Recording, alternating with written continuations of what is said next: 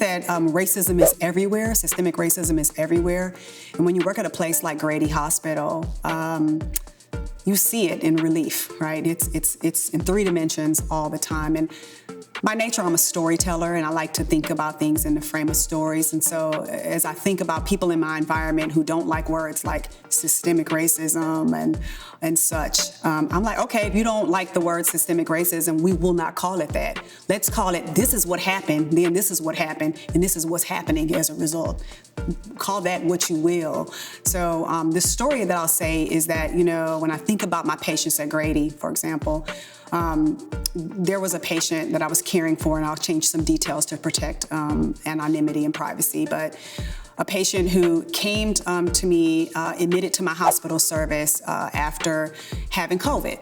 Now, how did this patient get COVID? Well, the patient got COVID in a rehab center where they were getting rehabilitated after a hip fracture. Why did they get COVID in that facility? They got COVID in that facility because the person did not have an ability to pay for their medical care, so they could only go to one of the places that was a charity place that was understaffed and overfull. So now the patient comes to me and, we start managing the COVID. Patient gets better, it's time to go home. Well, now that it's time to go home, the family that this patient stays with, you can't come home here because we don't have a room for you to go and sit in by yourself where you can, isolate by yourself. You were staying on the couch, Why was he staying on the couch? He was staying on the couch because he was underemployed because he had a history of a felony conviction. Why did he have a history of a felony conviction? He had that because, in 1987, when he was trying to make ends meet, he had a couple misdemeanors, got caught with some drugs on him, and got sent away on the war on drugs for 20 years from his family and had been disenfranchised. Why did that happen? You could just keep going back, right? Because he grew up in resource-poor schools. Why did he grow up in resource-poor schools? Because his parents could only buy a house in a resource-poor area. Why? Because of redlining. Why did the redlining happen? Because federally, there were laws that said, y'all ain't gonna live over here and y'all ain't gonna win. And if you don't wanna call that structural racism, that's cool. But this is what's happening. And so when you ask my patient to pull himself up by the bootstraps, baby, you need bootstraps. You need boots.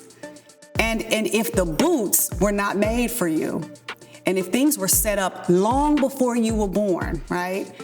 Long before you were born, before you were even, as my mama calls it, when you was in baby heaven, you was still in baby heaven when this stuff was happening. It was set up for you not to win. This country was built for white male landowners. If you look at every image, every single thing that has happened in the history of our healthcare system, that is how it was built. And systems are designed to do exactly what they do. And if you want to change something, you got to look at how the system was built, the room where it happened, right? So I tend to do this. I tell the story to my learners, to my colleagues who do not look like me, who are made uncomfortable by the moral distress they feel from all this. I just keep backing it up. And I can keep on going back. I'm like, before redline, yeah. Why didn't it work out for the GI Bill? Because we didn't get to benefit from that. Why didn't his mama have SSI? Because the Social Security Act of 1935 was for everybody except for agricultural workers and domestics. Guess who were agricultural workers and domestics? The descendants of people who had been enslaved. That is structural racism. The thing speaks for itself. And our stories, I think, do a much better job of laying that out, right? Because I can give you data, I can tell you numbers, I can slow sing and flower bring. I don't need to do that because in Blackness, there's a lot of joy too. And so I don't want people to get lost in the thinking of us as victims. I'm just telling you what happened.